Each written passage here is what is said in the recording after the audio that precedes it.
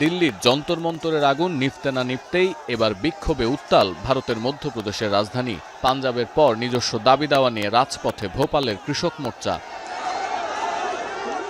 নর্মদাপুরমের শেঠানি ঘাট থেকে ভোপাল অভিমুখে কৃষকদের এই অভিযাত্রার সূচনা। শুরুতে প্রশাসন মিছিল আটকে দেওয়ার চেষ্টা করলে সেখানেই বসে পড়েন কৃষকরা। পরিস্থিতি উত্তপ্ত হয়ে উঠলে পথ ছেড়ে দিতে বাধ্য হয় পুলিশ।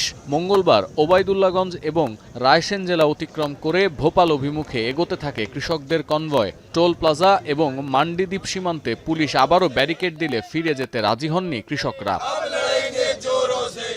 এরপর গতকাল রাতে ভোপাল লাগোয়া জেলাগুলোতে কৃষকদের এই মিছিল পৌঁছালে সেখানেও মোতায়েন করা হয় বিশাল পুলিশ বাহিনী। একাধিক স্তরের ব্যারিকেড গড়ে মিছিল আটকে দেওয়ার চেষ্টা করা হলেও শেষ রক্ষা হয়নি। আজ সকাল থেকে ব্যারিকেড তুলে দিয়ে রাজপথের দখল নিয়েছে সংযুক্ত কিষাণ মোর্চার অধীনে থাকা কৃষক সংগঠনের সদস্যরা। हमारी मूंग 100% खरीदी हो, यही हमारी मांग है और ई टोकन व्यवस्था सही तरीके से हो।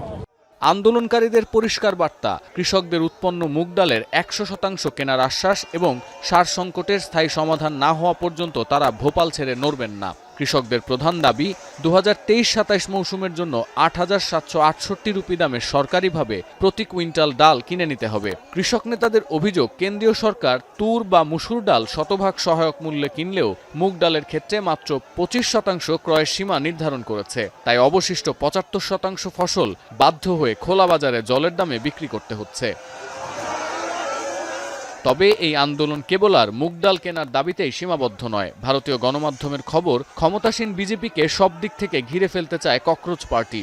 ভারতীয় কিষাণ ইউনিয়নের সঙ্গে এরই মধ্যে আলোচনা করেছে সিজেপি। কিষাণ ইউনিয়ন ভোপাল অভিযানে সরাসরি জড়িত না থাকলেও এই আন্দোলন এখন কোন দিকে মোড় নেয় সেদিকেই নজর কেন্দ্রীয় সরকারের।